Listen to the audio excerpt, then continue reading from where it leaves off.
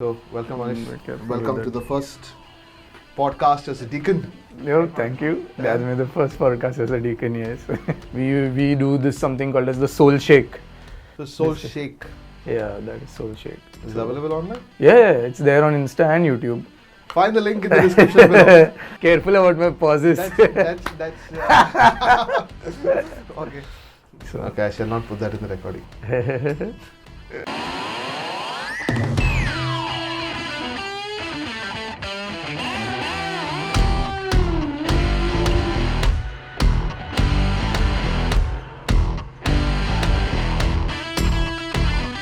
Welcome to the Chatolic Show. Today I've got a very special guest, Deacon Anish, newly ordained deacon. It's been 2 weeks?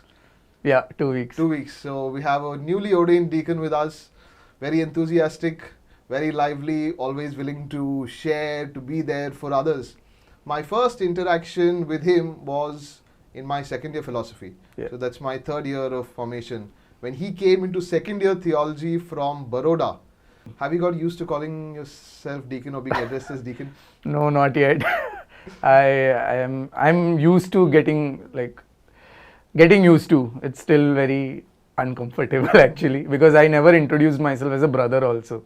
I used to always say I'm Anish, I'm a seminarian. That's it. Generally, brother is not an official title. It's just Yes, it's not an official lay title. people out of their love and respect Yes. say brother Anish or brother Yeah. Rahul. So I've been always used to addressing myself as Anish and introducing myself as Anish and saying that I'm a seminarian. So now as a deacon, What comes with responsibility? yes, a lot of responsibility. So yes, I am from Baroda, Gujarat. I am a Keralite. My parents are from Kerala. They moved to Baroda and they've settled there for now more than 40 years. So I was born and brought up there and I belong to the Diocese of Baroda. So I joined in the year 2013 and I did my orientation and philosophy here in St. Pius, and then as you said, I came back in second year theology. How was that journey, like year to Baroda and then to back? Or why the change from Uh-huh. Baroda So basically the diocese sends their brothers to different seminaries. So I was sent here for my formation, and then after your philosophy studies we have this period of formation known as the regency, where you are put in a parish for a 1 year experience. I had a 2 year experience of regency because that's our diocese policy that brothers are sent for 2 years.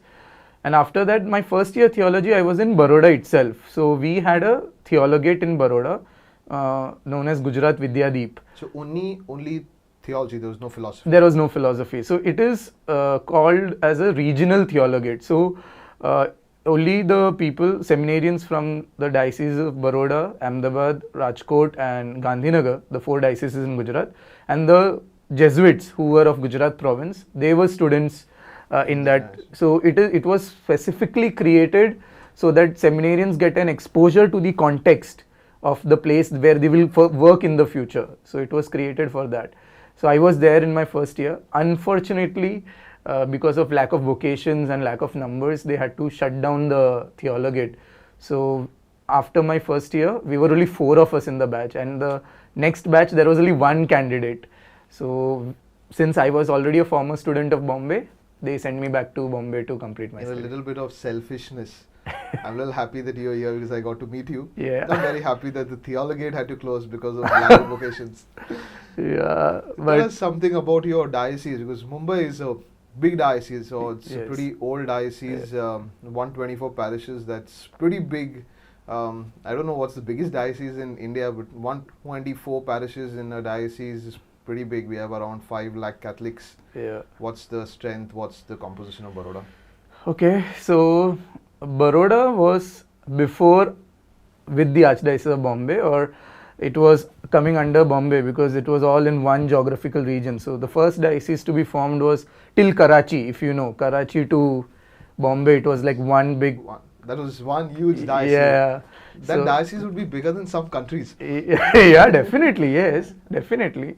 So that's why you had Valerian Gracious, who was from Karachi, the cardinal here in Bombay. And so the first diocese to be formed was Ahmedabad. So if you go geographically, Diocese of Baroda shares borders with Maharashtra.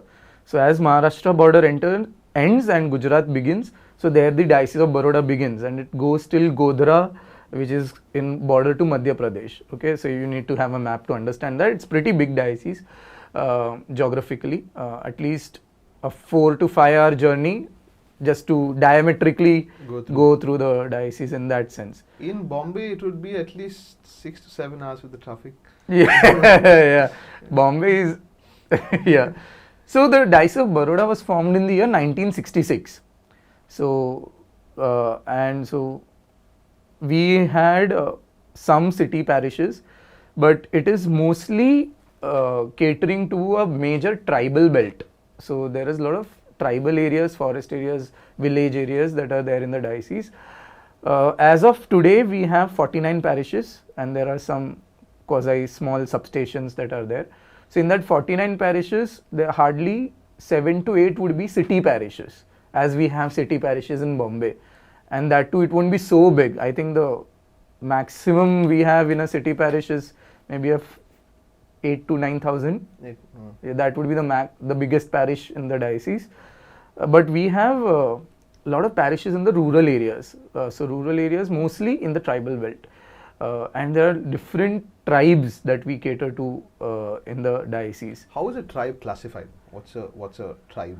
Okay, so it's actually a debatable term because you have different terms that are used. So there's a tribe that basically means an aborigine or the original dweller, or who were there already before civilization could find them. That is one definition. The oldest people, or the oldest inhabitants of that land.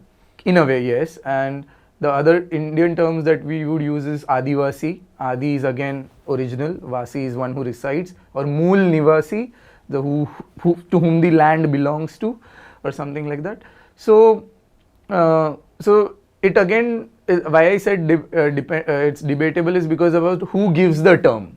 Who gave that? Some Britishers coined the term, the tribals, and the tribals in Gujarat, and even in the Indian context, it's much different from the tribal context that we found across either North America or other Australia or some other places, because here it's quite heterogeneous.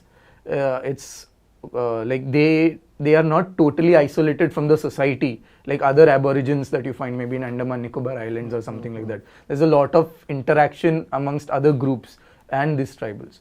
So why we use the term tribe is basically because in the constitution we have the scheduled tribe categorization. So that's why we would use the term tribe. So basically it is a close-knit community, totally dependent on nature, especially jungle. What they have is jungle, jameen. So forest, water and land is what is the basic. They're dependent on that. Yeah, so you cut away the forest, you're cutting away part of their livelihood. Yes, not only livelihood, that very ethos of their life. The essence of who they are. Exactly, because it dictates their culture, it dictates their worldview. So everything is connected to this Jal, Jungle, Jameen, no? For someone like us, it's like you take away all the houses that we stay in, and then we realize what it means for them to lose the forest which they stay in. Exactly. Because it's a loss of everything. Yeah. More so, it's a loss of their identity because they associate themselves with that.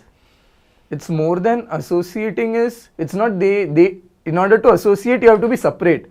It's like they are that. They are that. It's part of that one system. So association is a wrong word. Or it's not a strong enough word to say. Like, yeah. I'm part of the forest. It's part of me, and I am. Exactly something like that. Yes. So how? I mean, it's a mission. You'll go. Or the diocese is a mission. Yeah. So Baroda is a mission diocese. It's a mission diocese. So in order to understand the term mission diocese, you have to understand the word mission. So the mission would be to be sent. To be sent for what? To proclaim the good news. So we would follow Matthew 28:18, Jesus' command to go and proclaim, the good news across all nations. And that is what, so people carrying the message of Jesus to other cultures, other people, unknown lands, going to the ends of the world.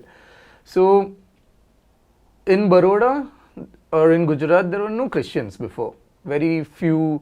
So missionaries came. So who are these missionaries? The people who have had a Christ experience and who take it upon themselves to proclaim this message to some other land or other people.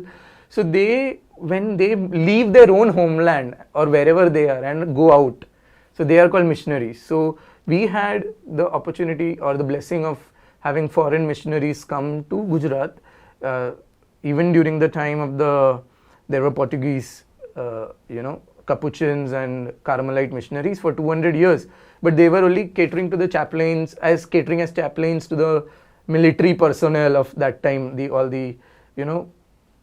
occupation. British, We had German Jesuits, then we had Spanish Jesuits. So right now we have Spanish Jesuits in Gujarat. German Jesuits had to leave the country during the World War II.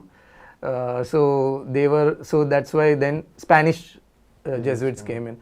And they started planting or kind of churches, and it's like you plant a church and you let it grow. It's like how St. Paul in the Bible goes to different communities, he establishes. And mission could be in various manners. It could start with social work or kind of reaching out to the socio-economic needs of the people, bringing them. So because what happens is, that is a starting point to a community that is very backward. I mean, backward is a negative term, but they have not enjoyed the resources that are available, or they have not been able to kind of, the resources of the land have not been given to them, or they've not been able to use those resources in the way someone else has been using. Yes, so that is the thing. In the sense, see, you have to know there's an interaction of cultures. So people who can manipulate or exploit those resources, because the ones who are in that, they cannot, they are not able to kind of do it. It becomes a problem. So you deprive or exploit them for your own gain. So that would be in those of us in the city who are enjoying the electricity, the water. And all those kind of things. So coming back to mission in that sense, so what would that mean is, a mission diocese would mean, in very simple terms, is where Christianity is not so well established. For example, in Bombay, it's very well established. Is Bombay a mission diocese? Yes, it is a mission diocese. Every diocese is a mission diocese.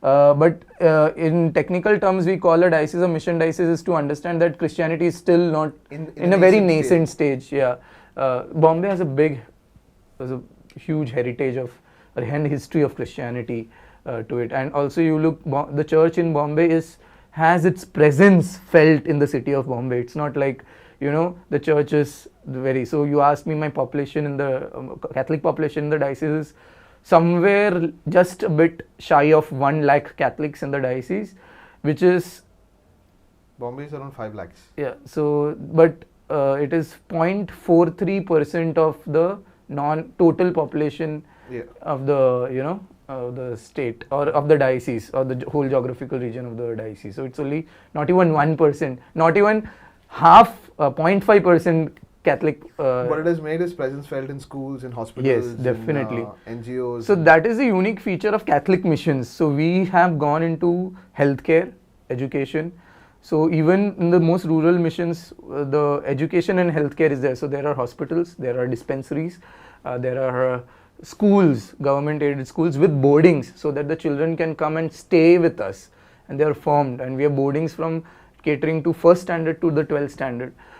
Even there are social service centers, there are advocacy centers. There's one advocacy center called as the Rajpipla Social Service Center in my diocese, and there are other priests who are into advocacy, who help people to kind of fight for their rights, or even make them aware for their rights as to what they are entitled to, because it's not a gift, that's their right. It's not a gift, it's their right. They're supposed to have it. Yes, they're supposed to have it. So it's very important to understand. So like I still remember, I will give a context from Bombay. I still remember in my first year philosophy, I used to go to this CCO called as in Bandra, Navjeet, so I had gone to Asangaon with them to see one of the projects they were doing, and then I realized on my way back from Asangaon, I realized this huge pipelines, water pipelines that are coming into the city. So the water is coming all the way from Asangaon, some lake or something in Asangaon, all the way to Bombay, and we are who enjoying the city. But the access to the people in Asangaon or the villages there is limited to that water body, which is in their own land. So it's very difficult to digest that fact that what we enjoy is actually depriving someone else of what is theirs. No, even in Bombay, a lot of housing societies get restricted water supply, Correct. from so and so time. I stay in the slum, so slum is like when between 2 to 5 you have to fill all your water. Yes. But sometimes we don't realize that it's a privilege that the water comes to the tap from 2 to 5. Definitely, yes. For those who have to go and Yes. even not sure, even if they go, if they will get, walk those miles and even then not get water, the 2 to 5 water coming from the tap in Mumbai is Yeah, big definitely, privilege. yes. I remember going to Karjat and we get a lot of our water from there, from the Yes. dams there. And they were telling me they manage their whole day in one small bottle, in the small Bisleri bottle comes, they get that much water. They have to manage everything in that much water. So it's we're blessed in Mumbai. Definitely, yes. How's the situation there in Baroda among So- the tribals and So not just water but even food, electricity? What's the situation right now is good. Like there is a lot of exposure. Education has helped bring up a lot of people up. So you have people in various occupations, and yet there are remote areas. There are people who have been displaced because of development projects who suffer. There are people who are not skilled, so they have to figure out day-to-day wages or something like that. And because of all this stress that they go through, they end up in various vices and they are exposed. They become vulnerable. Even women, children are vulnerable to various kinds of exploitation. So I would say what it would have been 60 years ago, it's better right now. And yet in some places it's worse than it was before, because somewhere there is a loss of equilibrium. In my diocese right now there are places where the people have come up, and yet there are some places where people have not been able to come up. they've still not been able to get what's due to them? Due to them, yes. Maybe if we would have just let them be, they would have been happy. But since the resources that development projects need are in those lands, the government through its various acts can take up those land for the sake of either you can say development or nation building or whatever, and then at the same time say that the profit belongs to us and we give you whatever rehabilitation or reimbursement, but it does not help them in the sense, because the moment you have uprooted them from where they were, the area, the life which they were kind of comfortable with or they were attuned to, you have totally I'd not use the word associate, I'll say from who they were, you're taking away part of who they are. Yes. And maybe sending them somewhere else. Yeah, it's sending them somewhere else. So what happens is you're just uprooting them. So when you're uprooting them and let's say you're bringing them to the city, they are not used to the city. City is totally alien to their way of life. And then in city they become the lowest category and they have to stay. They don't know, they don't have housing, they don't have any kind of skills, so they have to depend on whatever meager labor they may get during the day. So that would mean that you find not worse living conditions than slums on the roads or on the footpath. So imagine you're coming with your wife or something, or you are given a kind of a rehabilitation center, but there is no scope for any employment. What do you do? So even if I had a forest land, I can survive a bit. I don't have to worry about my security because it's my land. Maybe, and I'm there. It's giving me my basic needs. Even if less than basic needs, I still have kind of some security. But when I'm pushed into a outskirts of the city, I am moved away from my land, I'm moved in the outskirts, I don't know, there is no security. So that tension. Then my women, my children, are they secure? There is no protection. It's okay if I don't have food for 2 to 3 days, but every night I have to figure out whether next morning what is going to happen to me through the night. and then people get into vices. You can't blame them. Means it's very difficult to even to imagine myself in the situation of someone who would be going through that. Every morning, if you or every night you have to sleep and wonder what's going to happen next morning, Yeah. is really difficult to sleep well that night. Exactly.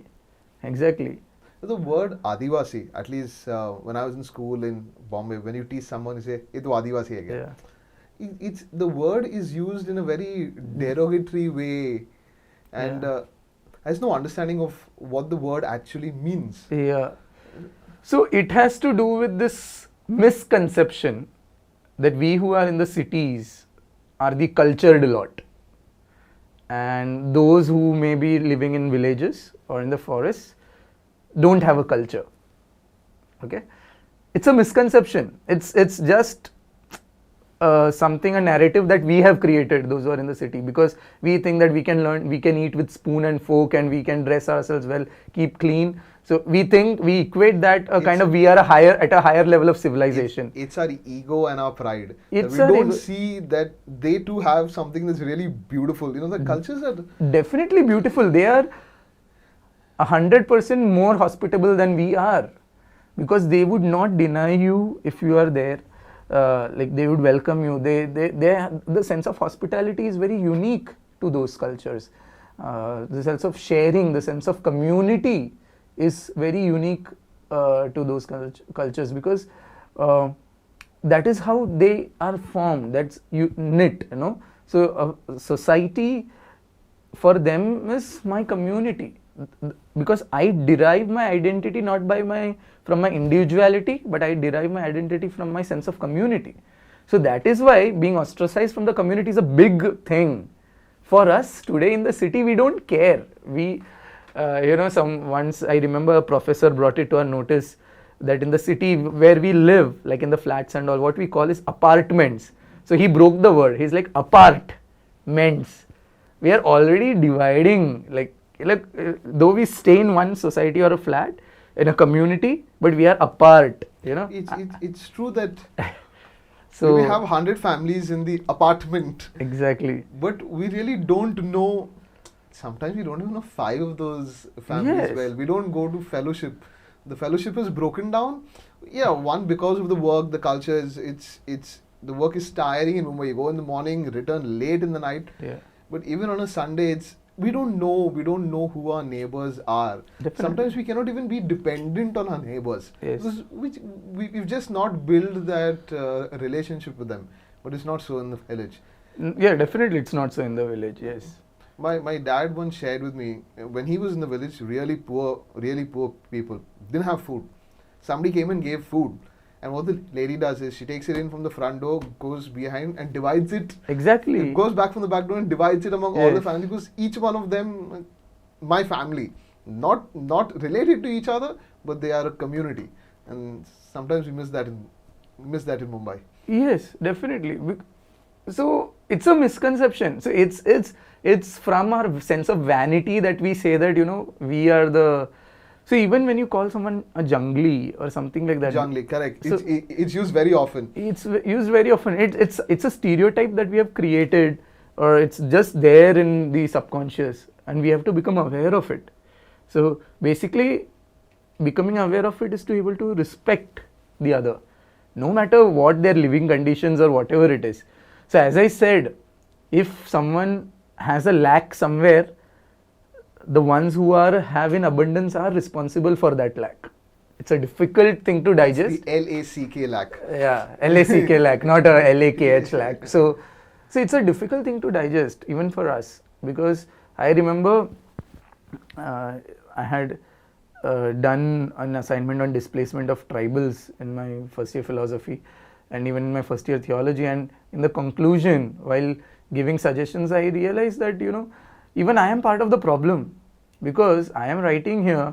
So my political will or my will to be a solution would mean that I may have to relinquish some of my comforts or share some of my this thing. So it's a very I cannot solve a problem if I want everything. exactly. I have to be able to be willing to give up something to be able to help someone to solve a problem. Yes, absolutely.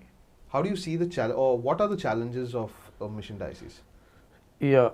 So the challenges of a mission diocese are first and foremost that the people who are coming to evangelize or spread the good news, they are definitely from a different culture. So the challenge is first to understand the people to whom we are going to, because we are coming from cultures that are poles apart. So as I said before, we had Jesuits coming from Europe to evangelize the villages, or people reach out to the people, in the remote villages of Gujarat. So it's definitely, culture is different. Second is the resources that you have at your disposal are limited. So you have to make do with the limited resources that you have. So maybe the access to land, or access to money for that matter, to build something in a place would be limited. And then also you have to understand what the socio-political economic situation in that particular place is, and the religious sentiments of other religious presence in that places. So you cannot just one day go and say that come on, we are here, and we are here and we are kind of proclaiming Christ, and come join our band or something like that. It is a very sensitive process. It's a very sensitive process which takes a lot of time. You need a lot of patience, because people don't respond immediately. It's not like you're responding to a magic pill. It takes people, priests, missionaries have spent decades, in developing one village. For people to even trust you, accept you, takes a lot of time. To know that you are not there to dupe them, you are not there to kind of take advantage of them or something like that. So it takes a lot of effort, it takes a lot of patience, it takes a lot of rejection to be able to accept rejection, because your efforts may fail. People may not like you, people will tell you to get out of that place, or the other religious civic authorities may tell you to get out of that place. So there's a lot of resistance that you have to go through, because you're starting something new. There is nothing you can fall back on. There is no roadmap. There is nothing. It's totally dependent on divine providence, and you go and start something. And I admire the initial missionaries in Gujarat and in my diocese. First and foremost, they came from a European setup. The weather conditions in Gujarat are totally different. The food is totally different. I know of people who have just walked miles and miles and miles with boiled potatoes and boiled chana in their bag, because they have to go to a village that is 50 kilometers away. They know they cannot come back to their parish house to have their dinner. So they will go, just talk, meet with the villagers, talk, whatever. They have to learn the language, right? They don't even know the language. They are just trusting someone to translate, meet the villagers, eat what they have got, and then walk back 50 kilometers back or something like that. Today in the missions, we have a parish houses, we have a school, we have vehicles, we have jeeps and bikes. But those, in the initial days, it's an amazing thing. It's more than a commitment. It's a drive. Exactly. It drives from the conviction that I believe in the good news. I want to make Jesus known to others, and that is one of the challenges. And now today, in the context of the challenge of being in a mission diocese, especially in the context of a country, is to be misunderstood. Today, the Catholics or Christians have been accused of you're building the schools, you're building those churches, or maybe not church, you're building the schools, you're building the hospitals, you're building those those centers to take care of people, you're empowering people. All your intention is to make them followers of Jesus. You want to make them Catholic. You want to baptize them. Yeah. Like it says, put some water, baptize them, and go. Yeah. And that's not really true. That's not why we are in a mission. Yes, I agree to that. And the accusation leveled against us has some ring of truth in some instances, but at the same time, yes, we are not there to convert. And what is conversion basically? Conversion happens when someone realizes that they want to follow Christ, and it is their choice. They come to us and say, we like. So when a missionary goes to a place, he is not telling that, okay, you all are going to hell, you better accept Christ and get baptized and heaven is yours. No. A missionary is telling that, see, I have experienced Jesus. I have come following his words, telling that I need to bring this good news. And what is this good news? This good news is not that, oh, get baptized. The good news is that I am here to share in your suffering. I am here to help kind of give you what I have experienced. That is this fullness of joy, righteousness, peace and joy. That is the kingdom of God. We are there as kingdom builders. And kingdom building has nothing to do with conversion. Kingdom building has to do with creating communities, creating harmony, creating fellowship. Creating joy, creating happiness, yes. creating peace. And yes, and being peacemakers. No, kingdom building has to do with the Beatitudes, following the Beatitudes. And look at what the Beatitudes tell us. Nowhere it tells, okay, you convert. Blessed are the poor in spirit, blessed are those who will make peace, blessed are those who mourn. So that is what the job is. Definitely structures are needed, and church is a community, so definitely people would want to become part, because they will see that it's not just a social reality, there's a spiritual reality to it, you know. So Jesus is my Lord and Savior, and that is what I would believe, and because he's my Lord and Savior, I have gone there. I think Christopher Hitchens in his book had accused Mother Teresa of doing all the good work she did because she wanted to, baptize them at the, on their deathbed or something. Yeah. And I thought that's a blatant, blatant abuse of his skill of speaking and writing, and because the work that she did, anyone, who even saw some of the things that she did, it's fascinating. No, let them take a statistic in that fact, and it's not substantiated. Those claims are not substantiated. Even look at our boardings, look at our schools. We have so many non-Christians going through our schools. You just check the statistics. How many of them are getting baptized? In our boardings, 300. Like in my Regency place, I had a boarding with 300 boys. I had 15 Catholic boys and 275 or 85 non-Christian boys. Nobody was, and this has been happening for the last 40-50 years. If that would have been the case, the population in my diocese should not be 0.43% of the Catholic population should not be that. So it should be much more, no? So the claims are not substantiated because there are so many political and identity crisis issues. If we dwell deep on that, it would take 1 more hour to explain just what the background to it is. But no, at the same time, there have been situations where you could see where sometimes people have joined because of benefits. It's a sad reality. There's no conversion of heart. Yeah, it's a sad reality. So when the benefits are no longer there, they are no longer with the church. So, but this is all part and parcel of the process. As I said, you have to accept the rejection. You cannot control the narrative, right? You cannot control other people's response to what you are doing. Your job is to keep doing what you are called to do. So everyone is called to be a missionary. Yes, definitely. Every yes. Baptized Catholic is to be a missionary. Yes. We can have 2 kinds of missionaries. The one like Francis Xavier, who went out and was all out. Yeah. He gave his life all for working for others, uplifting others. And then you have Teresa of Child Jesus, who never went out, who's in the convent praying. And they are both patron saints of missionaries. Yes. What kind of missionaries are we called to be? I think we are called to be both. Because the reason is, at least all of us, I hope those who are listening to this podcast, none of them are in a cloister convent. So that means we have the capacity to reach out. Reach out would be what? To reach out to my family with whom I am living, reach out to my neighbor, reach out to my colleague in the workplace, reach out to whoever I interact with, whatever my social circle is. I have the possibility of reaching out. So yes, so I have a capacity to be a missionary like Francis Xavier. That is in my day-to-day living. At the same time, if I feel a special calling, I can even go out to some fringes, different parts of the country, maybe go some extreme places and be a missionary.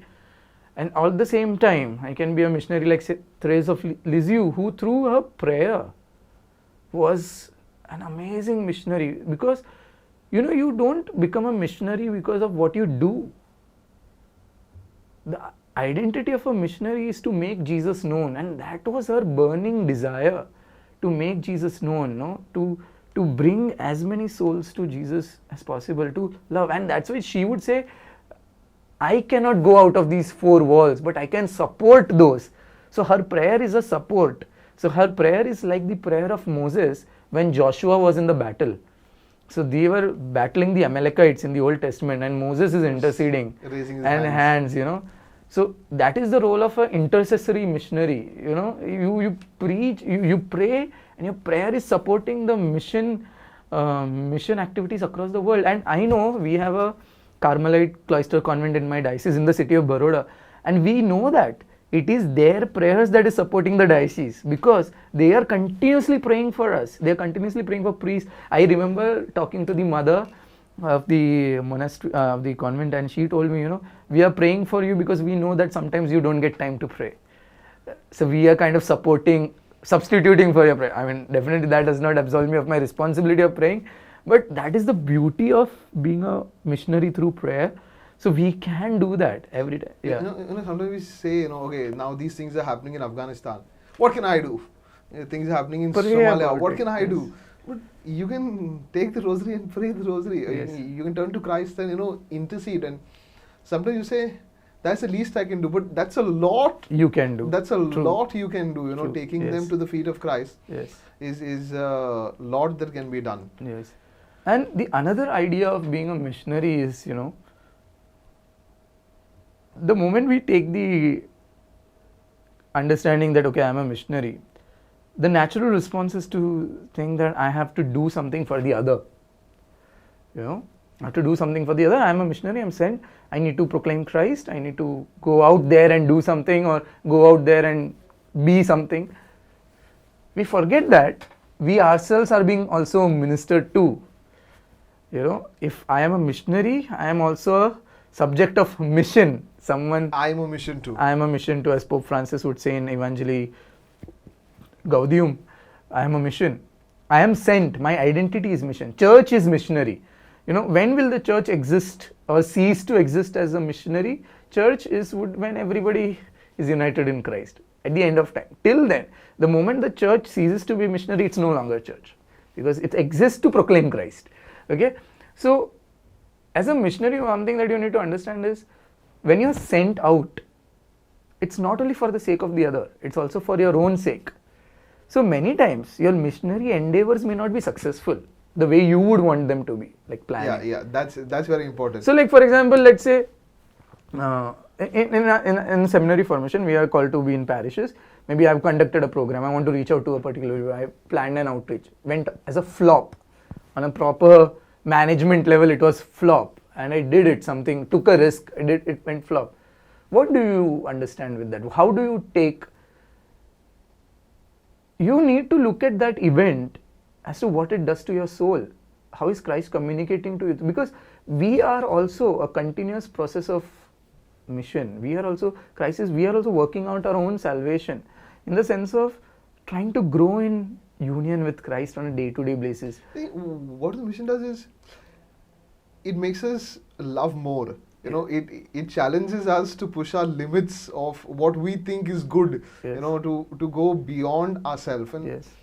that is what salvation is. To push beyond yourself, to know Christ as you're pushing beyond yourself. To Definitely. keep knowing Christ Yes. more and more and more and more. So Christ is the center, but it is the unveiling of who we are in Christ that Exactly. happens on Exactly. on a mission. And the more you put yourself out there it's also very important to come back and recollect. It's like, Jesus sending the disciples 2 by 2, and when they come back, they are all excited. They're telling, this happened, we did this, and he says, okay, come with me. Yeah, come with me. Let's go somewhere. Yeah.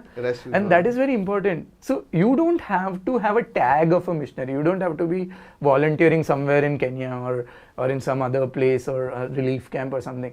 In your office, in your day-to-day places, in your family, you can be a missionary. The thing is, it's not about the end result. It's all about the process that we go through. Parallel to the sower. Yeah. 75% on rock, Yes. on stone, because the result is in the hands of the Lord, not in our hand. I cannot dictate the outcome.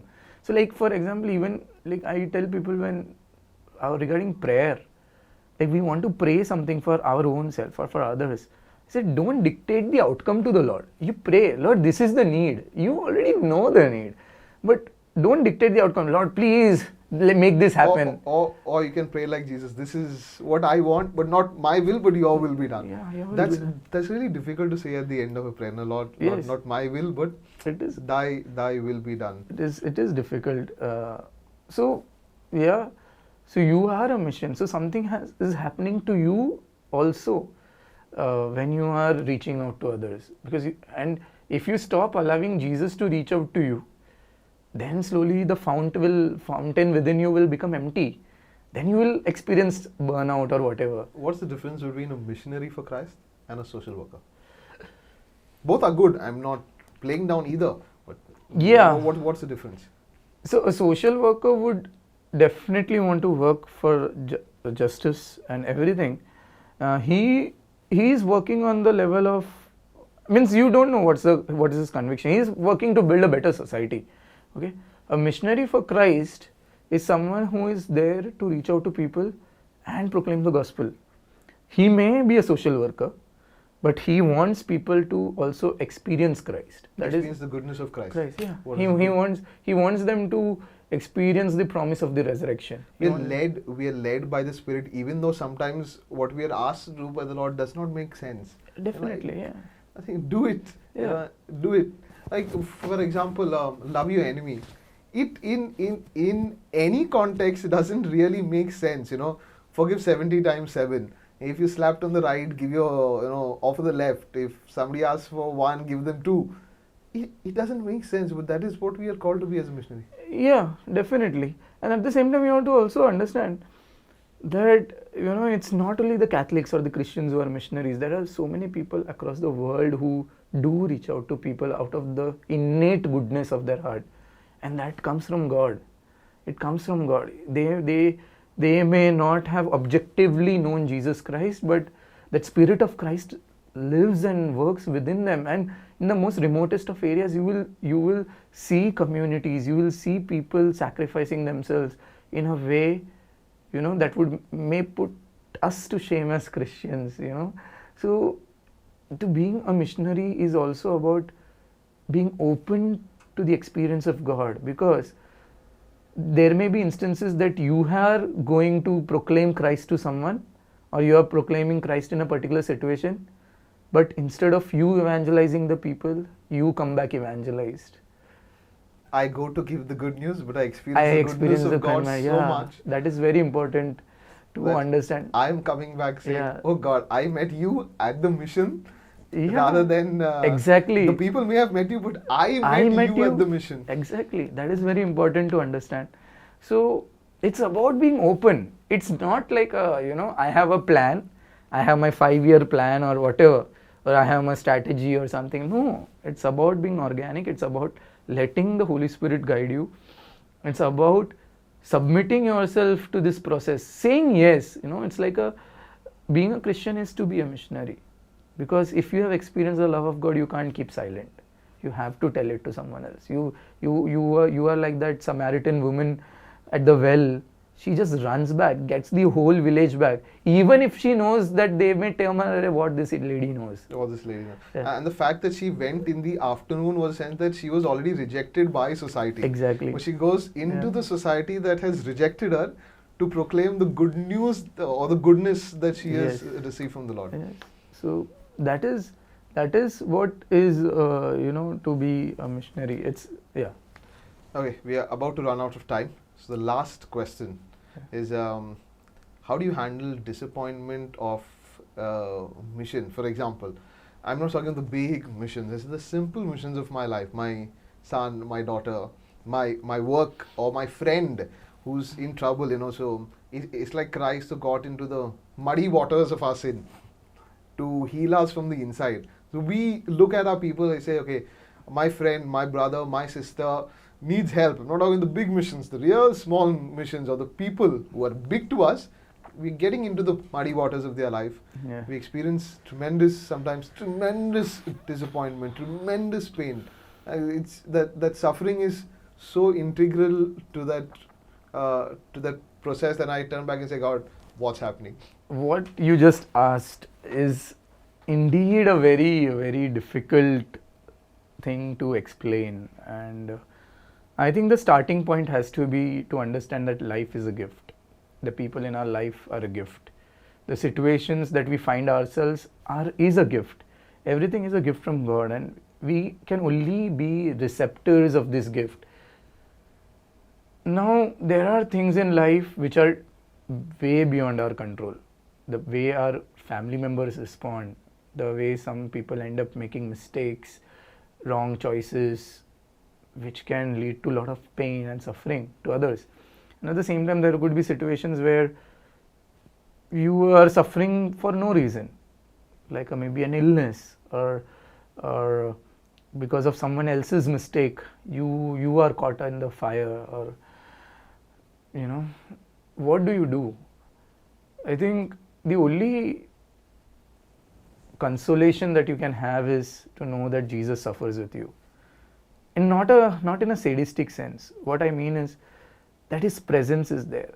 The whole purpose of the incarnation was to enter into a reality, the broken reality that we live in, and Jesus enters into that reality, that limitations that we experience. He enters into that reality, he goes through that. He's not distant to it. He intimately goes through that in his own earthly life. He navigates rejection, disappointments, family members calling him mad, his disciples themselves not understanding himself, his people not understanding himself, him being misunderstood, or the people whom he has trained betraying him, rejecting him.